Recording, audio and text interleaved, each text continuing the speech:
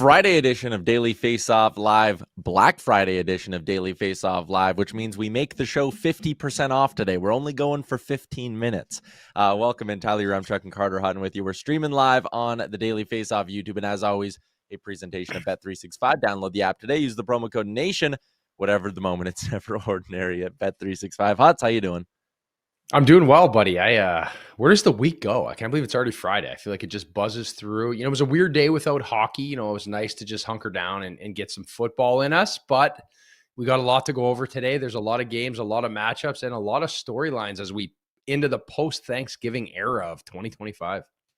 Yeah, 15 games on tap once again today. We'll get into a bunch of stuff around those games. Murat Ates from The Athletic in Winnipeg is going to be our guest. Jets have dropped 3 of 4 since the Connor Hellebuyck injury. Is it time to worry in Winnipeg? And one GM has gotten his Black Friday shopping started early. So let's kick things off there, Huts. Mike Matheson has an extension with the Montreal Canadiens. Jeff Gordon and company getting another piece of their group locked up. And Matheson, listen, he's on the other side of 30 now. He's one of the more veteran pieces on that blue line. But when you look at 5 years at a $6 million cap hit, again, this is not an offensive deal for me at all. Like, this is far, far, far from an overpay. No, it's a great deal. And in his skating ability and the way he plays, like he creates a lot of offense, and his game is through his legs. Like, he's a very good skater. I think his game has redefined himself throughout the years. And this is a good piece to have as a veteran guy who's fit in here with this younger core, and it's still a really good number. And when you start to break down their cap and their cap space and the pieces that are signed long-term, this becomes a very, very good hockey team, right? You look at Caden Gooley, Mike Matheson, and then the big two with Dobson and obviously Hudson at around 9, the other two 6 and under. There's your top 4 defensemen for the foreseeable future. And these are very good pieces. I think they complement each other well. And again, and that's to pair with, a team where after Patrick Laine is off the books next year at his, just over $8 million, everybody's under at a good number. Like, this is going to be a dangerous team for Montreal. They just need to start getting some more consistent goaltending, and then this team becomes an immediate threat for the foreseeable future, Ty. Yeah, what I like about Mike Matheson, can play both sides of the ice. He's also extremely dependable. Since the start of the 23-24 season, Matheson has only missed 2 games because of injury. 82 games, 80, and he's 22 for 22 so far this year. So you look at a blue line that, has some really good young pieces. Gooley's 23, Hudson's 21, even Noah Dobson, 25 years old. But now next season, you have 1, 2, 3, 4, all 6 guys that you really want to be playing every night. You have them all locked up. So again, the forward group, you talked about some of those deals. Suzuki, Caulfield, Slavkovsky, they're all signed. Obviously, a guy like Demidov is on his ELC. They have $20 million next year in cap space with basically their full roster locked up. Like, if they want to get more aggressive, they absolutely can. So I love the deal from the Canadiens getting Mike Matheson locked up. But let's keep sort of the Black Friday shopping question going here, Huts. Is there another GM around the league that you think should be, breaking out the wallet maybe sooner than some of his counterparts? You know what? For me, I honestly think it's the Anaheim Ducks. I think about Pat Verbeek and what they've built there, right? I know they have a big matchup today against the LA Kings, but again, this is a team that has a lot of cap space, and they can make some significant moves here to try to strengthen their club. And again, they're not really tied to anybody, right? They're not locked in long-term when you look at the deals that they have. And again, Jacob Trouba on the back end making $8 million, but he's up this year. So he's a good piece. He's a veteran guy, and he might be a guy that just takes a friendly deal for the foreseeable future because he wants to stay in Anaheim and live out his days playing in the NHL in the sunlight and being at the beach in Newport Beach there, which is a beautiful area to play. So that's an important factor.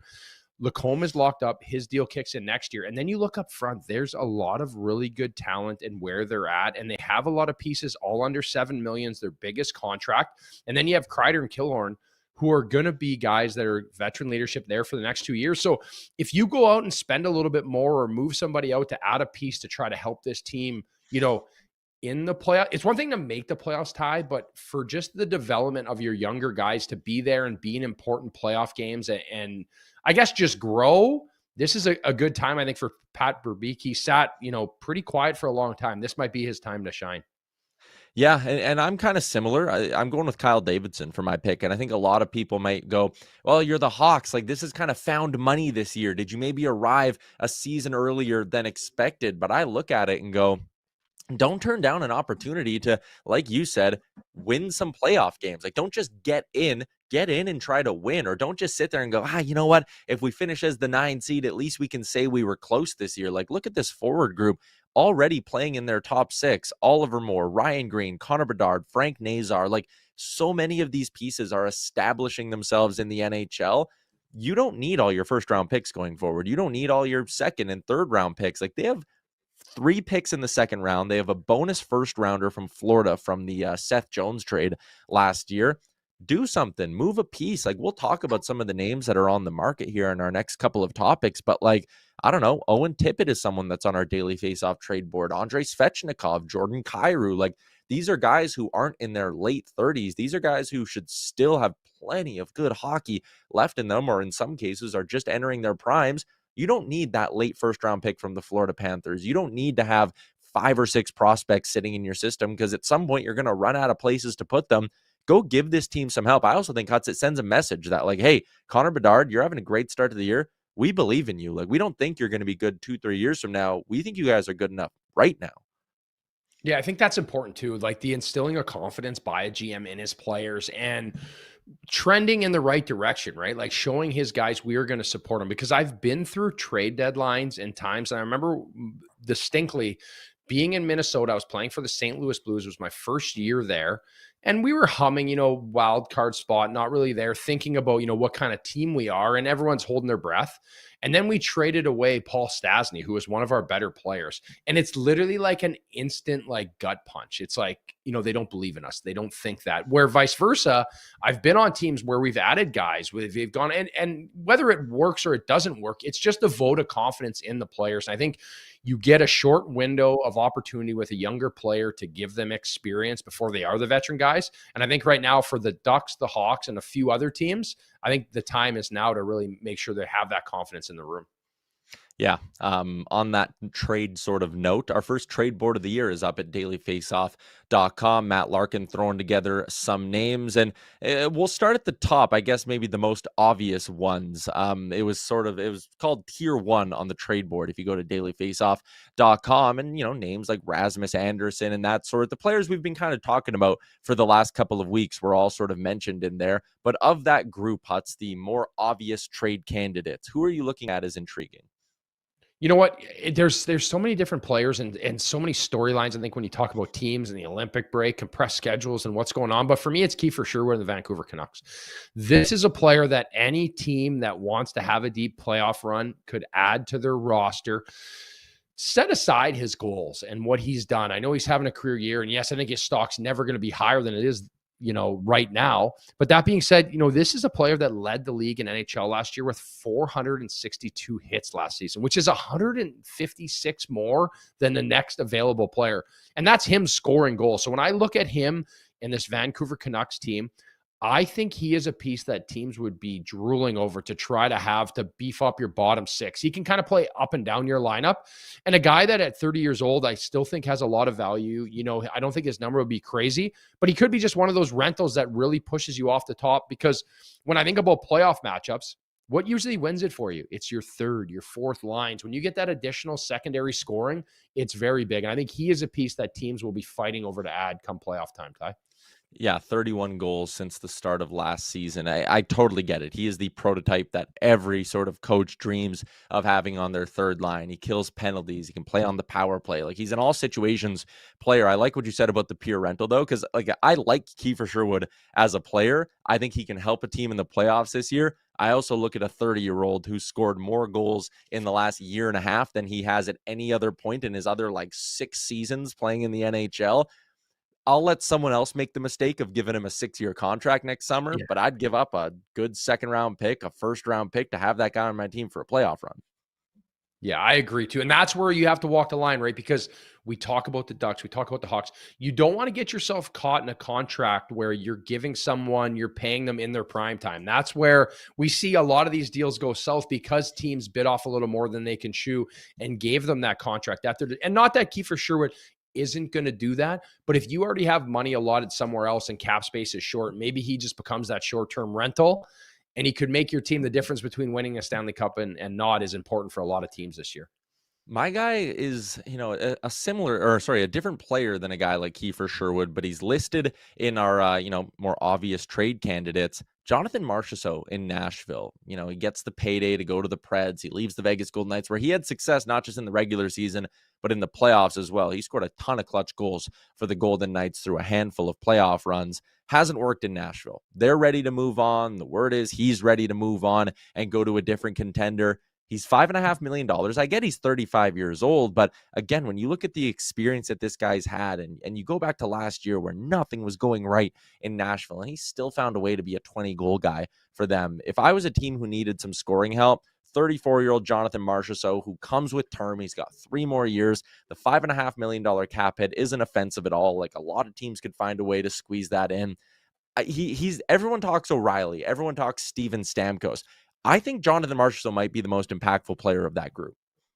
Yeah, when you think about Stamkos and O'Reilly, I worry about their skating. I think age has caught up to him, never being, O'Reilly's never been the fastest guy, fleet of foot in that sense. So the game is opened up where Marchessault still has that speed. And then you talk about experience, right? This guy is a Conn Smythe Trophy winner. He's won a Stanley Cup. He's got over 100 games in the NHL with 36 goals. Like, imagine adding him to an already star-studded team. If you have the space, you can fit him in somewhere where he's going to drain off. And he is kind of your thorn in the side, too, the way he plays, not to take that out. Like, if he's not scoring goals, there's other things he can do. He is an antagonizer on the ice. He can play in that rat role. And you look back to Brad Marchand last year, which I think could be maybe that comparable. He might get somewhere where he is rejuvenated. And then all of a sudden, we're looking at a team in the playoffs that has a healthy, hungry Jonathan Marchessault. It could skyrocket them to a different level, especially come playoff time. And the difference between getting in and getting to the conference finals or to the cup final this year, it's pretty wide open, right? You can make the argument maybe for the Colorado Avalanche right now as like the heavy favorite. But outside of that, it seems like there's a number of teams that could use a player like this to really add some depth and make a better run in the playoffs. You know where I like a good landing spot for him? What about him in New Jersey? You get Jack Hughes back midway through the year. Boom, you have Jonathan Marchessault on his wing, or you slot him down playing with Nico Hischier. Like, for a team who needs to find a way to generate a bit more offense, Marchessault in New Jersey would be really interesting. I think he fits too, right? When I think of New Jersey offensively, yes, like I may be a bit undersized when you think of the small, but they buzz, right? Like we had a chance to watch a play in Toronto, and this is something I remember playing against, like Jesper Bratt, Jack Hughes, Hischier, these guys. It's speed. It's in the offensive. They're cycling. They're moving pucks.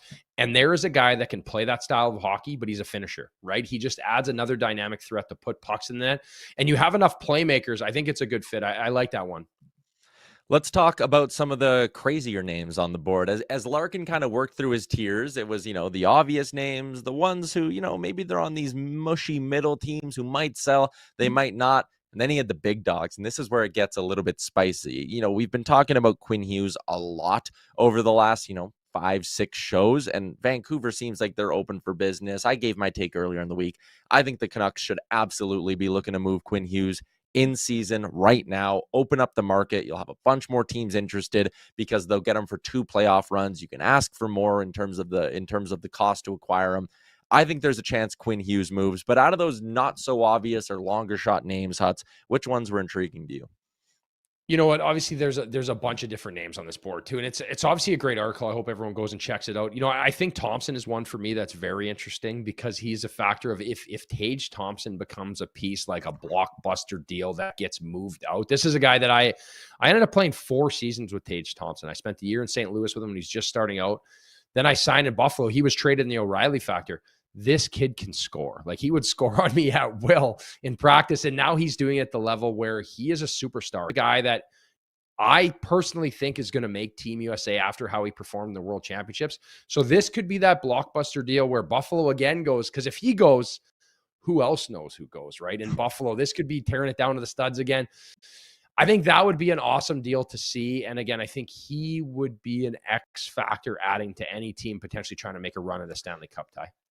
This will sound weird. It's got to get so much uglier in Buffalo for them to consider doing this. And I know they are already last place in the Eastern Conference, but like, I can't see a way where they move him in season. Like this one, like Hughes, I can chart a path to like logically, all right, there's a few teams I would probably like him for 2 playoff runs, all that. Tage Thompson is signed forever. I think Buffalo, don't do this mid-season. Wait till it's July and twice as many teams can fit him in. Teams are maybe ready to be a bit more aggressive. The one team that I found in this sort of tier that Larkin had, and it was actually one tier lower, but man, the Seattle Kraken have a lot of interesting names. And for a team that, yes, they've been a good story, they're in a playoff spot right now, they're in that group where I'm like, just bite the bullet for 2 years, get some good draft picks, try to find some sort of an identity. Like if they dangled Jamie Alexiak at the deadline, pending UFA $4.6 million, he's like a blue line version of, we were talking about how Kiefer Sherwood just checks so many boxes for what teams want to have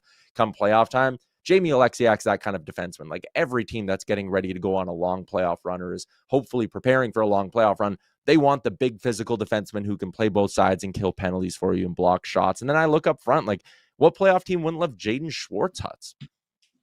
Yeah, again, Stanley Cup champion. He can play in any role. Again, and when you look at that Seattle team, there's just such a lack of superstar talent, right? Like there's just not those game breaker kind of players.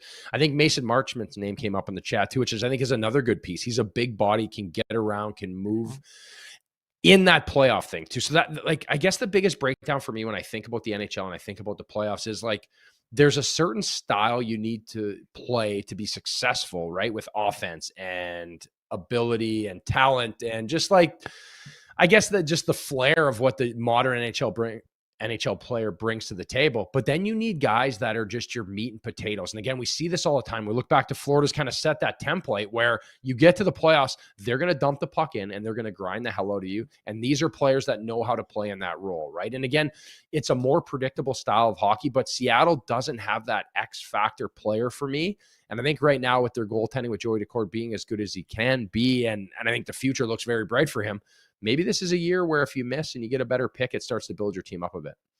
Yeah, they just have so many pending UFAs. And I feel like, again, it's easier to sit here and play fantasy GM and be like, trade all these guys for first round picks when I'm not the guy who's got to sit there and deal with the fan base and the organization and all of that. But I don't know, I just feel like they might be making a mistake this year if they don't pull shoot at some point. And who knows, maybe they need to, lose 8 in a row to get to that point or to come to that realization. But I'm not buying on their start to the year. And I feel like they might try to convince themselves that they're more than they actually are in Seattle. Let's keep cruising along, though. Let's get to our big segment for today and head out to Winnipeg. Murat Ates from The Athletic with the All 32, and it's brought to you by Uber Eats.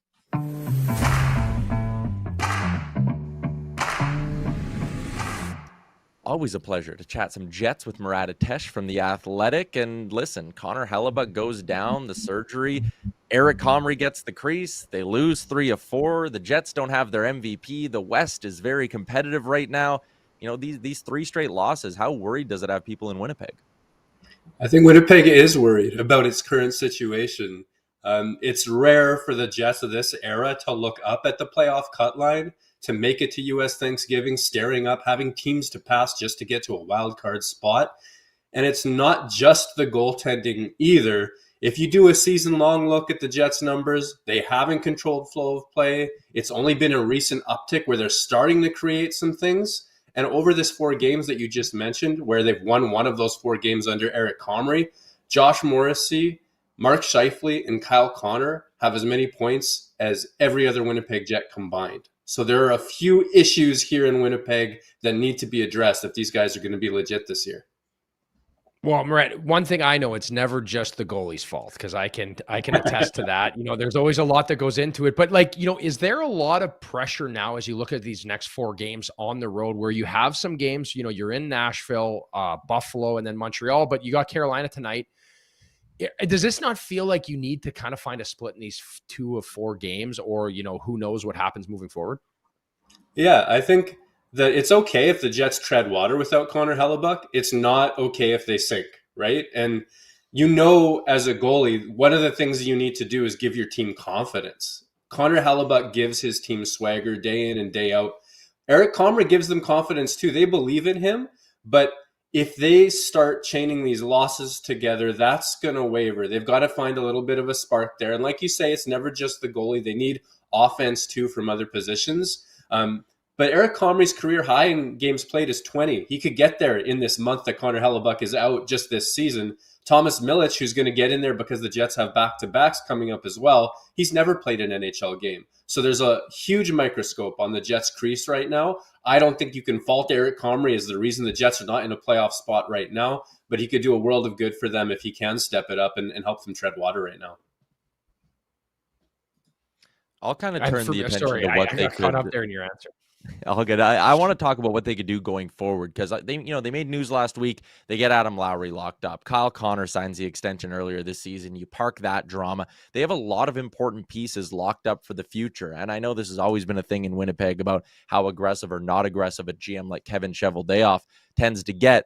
Do you think having the core locked up, does that sort of give Kevin Cheveldayoff the flashing green light to like, all right, now let's add to what we have here. Let's get more aggressive. Or is it the reverse where it's like, hey, you know what? There's not as much pressure on us to go deep this year. All of these guys are going to be back next year. Like, which side of the coin are you kind of on when it comes to that? I think it's green light for aggression. And one of the things that the Winnipeg Jets have been good at, even though Chevy has this reputation as the most patient GM in the universe, he doesn't make big splashes. If you go back and look at years where Winnipeg was a legitimate contender in any way, 2018 with Paul Stastny, 2019 with Kevin Haves, they had Monahan a couple years ago, they had a couple of pieces last year. Anytime that the Winnipeg Jets are legitimate, they read the room and they step on the gas and they try to add pieces. Now, the challenge in Winnipeg right now is proving that this year they're legitimate because they're all in on this core that you mentioned. You have a lot of core players 30 years old and over. It's an aging team. They're really only a cup contender, and they're not right now, but they're only capable of that as long as Connor Hellebuyck's still playing at an elite level as well. He turns 33 this spring. So if ever there were a situation in Winnipeg where there was a green light available, it's now. It's in this next couple of years, and they have to back it up with play on the ice. If they do that, I have no doubt that Cheveldayoff will be aggressive off the ice. So I have two kind of questions just about offense and their centerman, right? Like Mark Scheifele's having a great year, right? There's obviously that Four Nations, he didn't make it and he's pushing to try to be on the Canadian team. What have you thought of his game so far? And then secondly, I just want to run down about Jonathan Toews and how he's been like sustainability of, coming back to the league and what he's done so far for the Jets. Yeah, I'll start with Taser because I remember the first day of camp, looking at just how he was fitting in with the guys, looking at the plays he was making, look at how he moved. And my first call was to Chicago, to my colleague Mark Lazarus, who had covered Toews for a long time. And I'm like, hey, this could have gone any number of ways, but I assure you he's an NHL player, right? This guy is not washed. All of those fears are not there. The guy belongs in this league. He belongs on this sheet of ice with the guys that he's skating with right now. And I think that keeping in context the distance he's traveled to get to where he is and playing again at 37, that takes respect. That earns respect.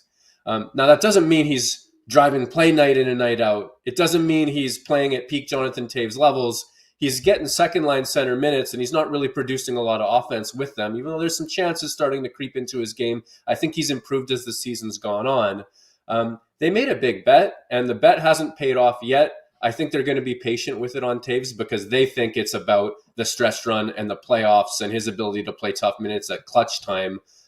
He's still got a little ways to go to completely cover that off, I would say. Mark Scheifele, last year when he got sort of informed that he was not going to be part of that Four Nations team, he eventually works his way into that runner-up position, or I don't know how that feels to be on call and you're waiting and you might get a chance. But he was on absolute fire from the moment that it seemed he wasn't going to be on that main roster. He picked that up again to start this season, which is another real testament to him and the fact that he was able to go through the summer he did, losing his dad, all of that sort of stuff. There's a lot on his plate right now. And for him to come out and generate the offense that he has, that line with Kyle Connor, the two of them have connected for as many scoring chances as almost any other duo in the league. Each one of them setting the other up for high danger scoring chances. They have it, those guys. If the rest of the team had it like that, we wouldn't be talking about looking up at a playoff spot.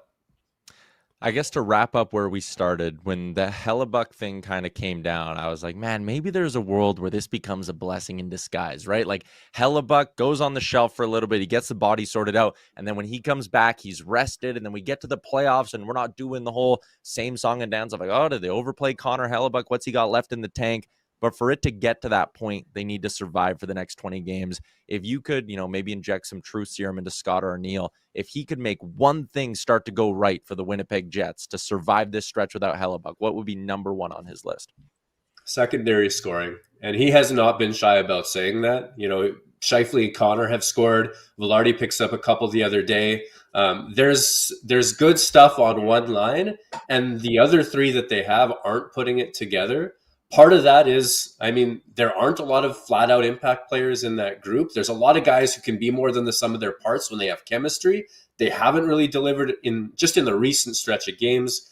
They're not getting the world's greatest breakout passes right now either. Some D-men are hurt. The third pair isn't throwing crisp breakout passes up the ice to feed their transition. But I think secondary scoring is it. For your point, though, on blessing in disguise, I almost want to know what Carter thinks, because I haven't been a goalie since I was a squirt, right? I was 4 years old and everybody takes a turn. There's some analytics people who think that there's year-over-year fatigue in goalies, and nobody's played close to as much as Connor Hellebuyck has in the last several seasons. Can you be tired in September because of something you did in February? Like, is that real, or is that just that's just a bunch of nerds talking? No, I think there's a point there. I think there's a bit of like decompression that happens. And sometimes when you're playing your best hockey, it's almost like you get to a flow state where the games are just rolling and you're in it. And then when you do get that break, or, I guess a space, it's almost like you don't realize how exhausted you actually are. So I think this could be very healthy for him. And he is such a student of the game that maybe this break, and then when he revs it back up, he's going to realize, wow, that rest was so important. Where for me, I always found if I had an injury and I had to come back, that first little bit's a bit of a transition, but then as I start to roll into it, the weeks go on and you're very grateful for the time off. So I do agree with Ty and what we're saying here. This could be a huge benefit for the Winnipeg Jets, but they got to stay in that playoff hunt as he's out, though. 100%. Yeah. They've never tried it this way where he doesn't play 60 plus games. So they're forced to try it now. But to your point, they have to be in the mix when the time comes. Murat, as always, appreciate your time, man. And we'll chat soon. Thanks for having me, guys. Oh,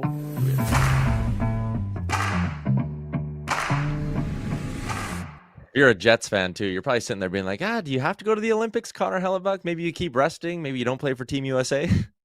I agree too. And you know what errors for like what is positive on his side is he's not a like overly crazy athletic guy, right? Like he just lets the game come to him. He's simple. He doesn't have to be in a total rhythm, which I think is a really, really important when he comes back. I think he can get to his game quickly, Ty.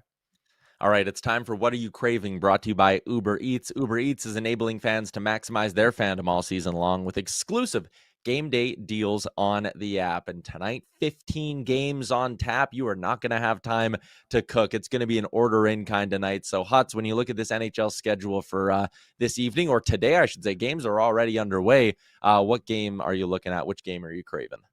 Well, I was going to say I like JT Compher to score the first goal in the Wings game because he's got it. But I like the game tonight. I like the Kings and the Ducks. I just think this is like going to be a big matchup, right? Like you're in the point now of the Pacific Division where the Ducks are at. So I like that game today, teeing up at 4 p.m. Eastern.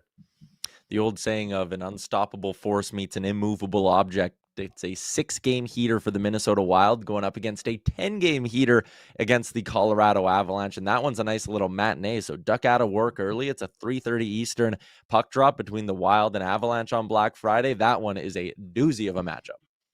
Yeah, there's a lot of good matchups here too. And you look at the way that the Colorado Avalanche are just buzzing through teams and the way the goaltending is in Minnesota. That's going to be a fun one to watch, Ty. All right, let's get to our daily face-off inbox question, hashtag askDFO. Adam is in, and we were talking about big names that could potentially fly this year in terms of trades. He said, ask DFO, do we think either Forsberg or Yossi would ever get traded out of Nashville? I think I'm in the same boat as like the Tage Thompson thing, where like they'll do a deal like that this summer, and it probably comes, both those guys have trade protection, obviously, but like it would be an honest conversation of like, Do you guys want to sit through a rebuild? Do you want to just ride out your career in Nashville, or do you want to go somewhere and try to win? Yeah, I think the communication is key in this, right? These are veteran guys. And again, this is a team that traded Shea Weber, right? I know it's a different GM, but David Poile is still involved in this team. A guy, truthfully, I got a chance to play with. I thought they would build a statue beside Pekka Rinne of Shea Weber, but he got moved out. So you never know. But I just think at like Forsberg's number and where he's at, what team can really add a guy like that? Yossi makes too much money. And these are legends in Nashville. Just to get rid of them because you're not playing well this year seems like a bit of a stretch for me. Yeah, I agree with that. Let's get to our daily bets brought to you by Bet365. Download the app today. Use the promo code NATION. Whatever the moment, it's never ordinary at Bet365. We switched sports, and I still can't beat you guys. I'm the only one whose touchdown score didn't cash in. Yeah, I was a little nervous, I'm not going to lie, with this one. But I actually, once I got mine, I was pretty confident in Mark Andrews, but no luck for us. And Montgomery, I mean, I had bets on Gibbs, so I'm a little sad that Hutz actually hit his. Yeah, it was a good one. We got out of the way early. It was exciting. And you know what? It worked out because we hit one, we hit two, and then it was the late game, and he couldn't get it done. But Joe Burrows and the Bengals, it's a big win. Yeah, all three underdogs winning last night in the NFL. Let's turn our attention to tonight's slate. And one of the first comments we got, no shot prop bets for a month. So the chat is telling me I got to switch it up, and I will listen to them. I am going to go with a two-leg parlay. The Chicago Blackhawks on the money line. They're taking on the Nashville Predators, and the Hawks are at home as well. So this one's puzzling to me, considering the Preds are going on the road. I know the Hawks haven't been a dominant home team by any stretch, but the Preds have been brutal on the road this season, pretty much brutal in all situations, if we're being honest. But I'm taking that, and I'm also taking the over between Vegas and Montreal. Montreal's been a big over team so far this season, so play these two together and get it at a nice plus 256. Pat, what do you got?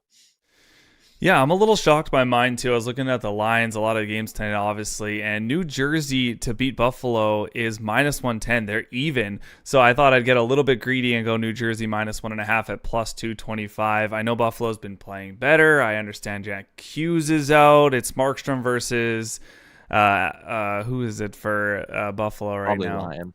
Yeah, it's Lion. So I don't know. I get it. I kind of understand, but honestly, I'm just not buying on Buffalo, so New Jersey all day. What about you, Hutz?